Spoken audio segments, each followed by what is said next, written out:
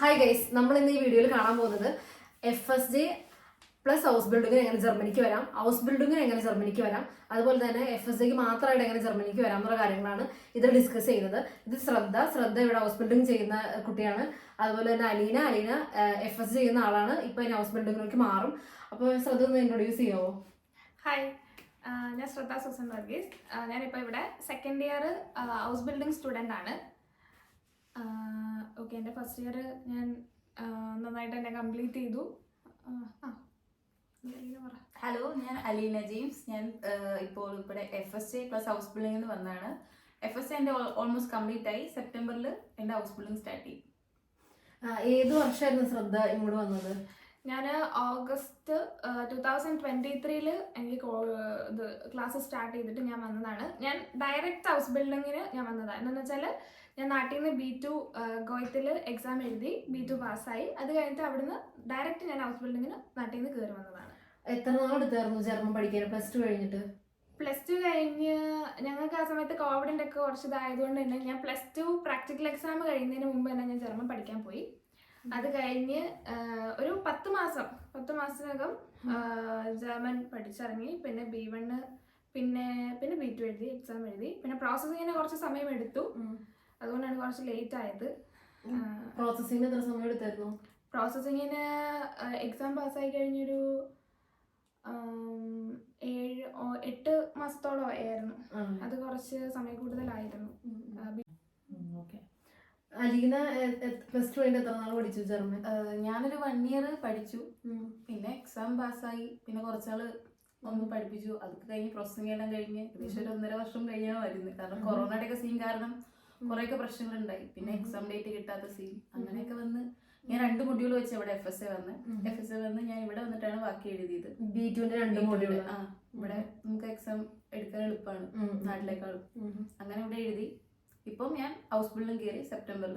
ഞാൻ ചെയ്ത FSA ചെയ്ത സ്ഥലത്ത് തന്നെയാണ് ഞാൻ ഹൗസ് ബിൽഡിംഗ് കയറുന്നത്. FSJക്ക് അപ്പം എന്നായിരുന്നു വന്നത്? ഞാൻ കഴിഞ്ഞ നവംബറിൽ 2023 നവംബറിലാണ് വരുന്നത്. അത് തുടങ്ങിയാണ്. ഇപ്പം ഏകദേശം ഒരു 1 ഇയറിന് മുന്നേ തന്നെ എനിക്ക് ഹൗസ് ബിൽഡിംഗ് അവർ തന്നു. അങ്ങനെ ഈ സെപ്റ്റംബർ തൊട്ട് ഹൗസ് ബിൽഡിംഗ് എന്റെ ഹൗസ് ബിൽഡിംഗ് സ്റ്റാർട്ട് ചെയ്യണം. ശ്രദ്ധയ്ക്ക് 8 മാസത്തോളം അത്രയും എടുത്തു പ്രോസസ്സിങ്ങിന്. ഏജൻസി ഒക്കെ ഹെൽപ്ഫുൾ ആയിരുന്നോ? ഏജൻസി കുഴപ്പമുണ്ടായില്ല. പക്ഷെ ഞാൻ കുറെ കാര്യങ്ങളെല്ലാം ഞാൻ സെൽഫായിട്ട് തന്നെയാണ് ചെയ്തത്. അതൊരു എന്ന് പറഞ്ഞാൽ ഇപ്പം ഒരു ബൾക്കായിട്ട് സ്റ്റുഡൻസിനെ കൊണ്ടുവന്ന ഒരു ഏജൻസി എന്നൊന്നും പറയാൻ പറ്റില്ല. ഇവിടെ മാസ്റ്റേഴ്സ് എന്നൊരു പുള്ളി വഴിയാണ് ഞാൻ വന്നത്. അപ്പോൾ നമ്മൾ കുറെ കാര്യങ്ങളെല്ലാം സ്വന്തമായിട്ട് തന്നെയാണ് ചെയ്തത്. പക്ഷെ പ്രശ്നം ഉണ്ടായില്ല. പിന്നെ കുറച്ച് സമയം എടുത്തു.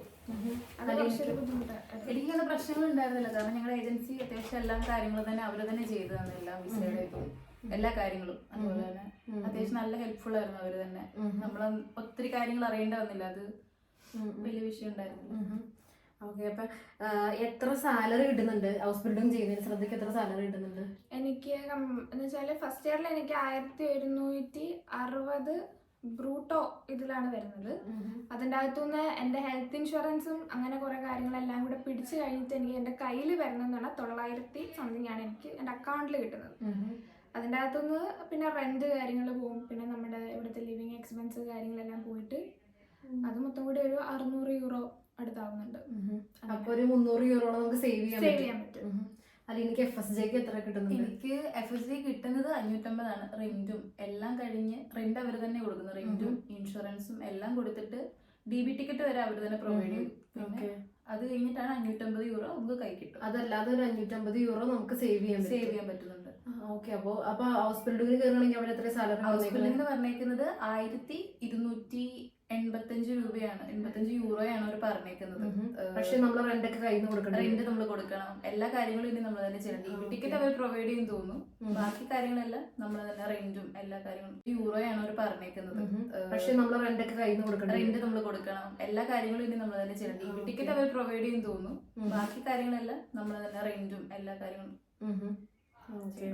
പക്ഷെ നമുക്ക് 1 വർഷം FSJ ചെയ്യാൻ പറ്റുള്ളൂ. 1 വർഷം ഇല്ല, നമുക്ക് അത് എക്സ്റ്റെൻഡ് ചെയ്യാൻ പറ്റും. ഇപ്പൊ നമുക്ക് ഹൗസ് ബിൽഡിംഗ് കിട്ടിയില്ല എന്നുള്ള ഒരു ഇത് വരുവാണെങ്കിൽ നമുക്ക് അത് എക്സ്റ്റെൻഡ് ചെയ്തെടുക്കാം. എത്ര നാൾ വരെ ചെയ്യാൻ പറ്റുമത്? വീണ്ടും അടുത്തൊരു ഇയർ കൂടെ ചെയ്യാൻ പറ്റുമെന്നാണ് എനിക്ക് തോന്നുന്നത്.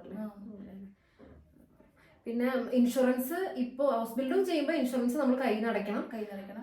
FS ചെയ്യുമ്പോൾ ഇൻഷുറൻസ് കയ്യിൽ നിന്ന് അടയ്ക്കേണ്ട, അവർ കൊടുത്തു. അവര് തന്നെയാണ് എല്ലാം ചെയ്യുന്നത്. ഓക്കെ. പിന്നെ എങ്ങനെ ക്ലാസ് എങ്ങനെയാ ശ്രദ്ധയുടെ ഹൗസ് ബിൽഡിങ്ങിന്റെ ക്ലാസ് എങ്ങനെയാ? എനിക്ക് ഹൗസ് ബിൽഡിംഗ് എന്ന് വെച്ചാൽ ആദ്യത്തെ ഇപ്പം ഈ ഒരു ഇയറിലെന്ന് വെച്ചാൽ ആദ്യത്തെ 3 months എനിക്ക് ക്ലാസ്, ചിലപ്പോൾ 3 months ക്ലാസ് അതിന് പിന്നെ അടുത്ത വരുന്ന 3 months എനിക്ക് പ്രാക്ടിക്കൽ സെക്ഷൻസ് അങ്ങനെയൊക്കെ ആയിരിക്കും. ഒന്നെങ്കിൽ ക്ലാസ് പ്രാക്ടിക്കൽ അങ്ങനെ ഒരു രീതിക്കാണ് പോകുന്നത്. എനിക്ക് നടന്നുകൊണ്ടിരിക്കുന്നത് എനിക്കൊരു ഓൾഡ് ഏജ് ഹോമിൽ എനിക്ക് പ്രാക്ടിക്കൽ നടന്നുകൊണ്ടിരിക്കുകയാണ്. ഇനിയിപ്പോൾ എനിക്ക് 3 മാസത്തേക്ക് എനിക്ക് പ്രാക്ടിക്കൽ, എനിക്ക് October 21st എനിക്ക് ക്ലാസ് ഉള്ളൂ. എനിക്കിനി October 21st തൊട്ട് പിന്നെ December വരെ എനിക്ക് ക്ലാസ് ആണ്. അപ്പം അത്രയും നാൾ എനിക്ക് പ്രാക്ടിക്കലാണ്. ഇപ്പം ഈ ഒരു ഓൾഡ് ഏജ് ഹോമിൻ്റെ ഇത് കഴിയുമ്പോൾ എനിക്ക് പീഡിയാട്രിയിൽ പ്രാക്ടിക്കൽ ഇട്ടിട്ടുണ്ട്. അപ്പം അങ്ങനെ 2 പ്രാക്ടിക്കൽ ഒരുമിച്ച് കഴിഞ്ഞിട്ടാണ് എനിക്ക് പിന്നെ ക്ലാസ് വരുന്നത്. അപ്പോൾ എത്ര hours വർക്ക് ചെയ്യണം ഒരു വീക്ക്? ഒരു വീക്ക് എന്നല്ല, ഞങ്ങൾ ചെയ്യുന്ന ഓരോ ഇതിനെ ബേസ് ചെയ്ത്. ഇപ്പം ഞാൻ വർക്ക് ചെയ്യുന്ന ഓൾഡ് ഏജ് ഹോമിൽ ഞാൻ 400 hours കംപ്ലീറ്റ് ചെയ്യണം.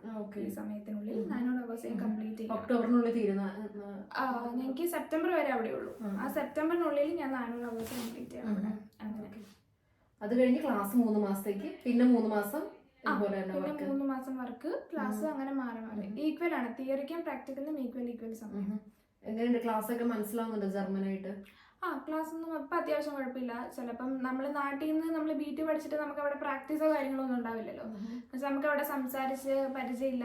നമ്മൾ പഠിക്കുന്നത് തന്നെ നമ്മൾ ചിലപ്പോൾ എക്സാമിന് നമ്മളെന്ന് എഴുതും, അതൊക്കെ ഒരു ഇതുള്ളൂ. പിന്നെ എക്സാം കഴിഞ്ഞ് ചിലപ്പം കൂടുതൽ ആൾക്കാർ ഇതിനെ മൈൻഡ് ചെയ്യില്ല. അപ്പം അങ്ങനെ ആദ്യം വന്നു കഴിഞ്ഞപ്പോൾ ചെറിയൊരു ബുദ്ധിമുട്ടുണ്ടായിരുന്നു എല്ലാമൊക്കെ ഒന്ന്. പിന്നെ തന്നെ ആയതുകൊണ്ട് അതിൻ്റെതായ കുറച്ച് പ്രശ്നങ്ങളുണ്ടായിരുന്നു. പക്ഷെ ഇപ്പം അത് ഓക്കെയാണ്. ഇപ്പം ക്ലാസ് ആണെങ്കിലും പഠിപ്പിക്കുന്ന പ്രൊഫസേഴ്സും കാര്യങ്ങളും എല്ലാവരും ഓക്കെയാണ്. എല്ലാവരും കൂടെ പഠിക്കുന്നവരാണെങ്കിലും എല്ലാവരും നല്ല സപ്പോർട്ടീവാണ്. അതുകൊണ്ട് കുഴപ്പമില്ല. ജോലിയോ? ജോലി ഓക്കെയാണ്. കൊളീഗ്സ് ഒക്കെ ഭയങ്കര ഹെൽപ്ഫുൾ ആണ്. അതൊക്കെ നല്ലതാണ്.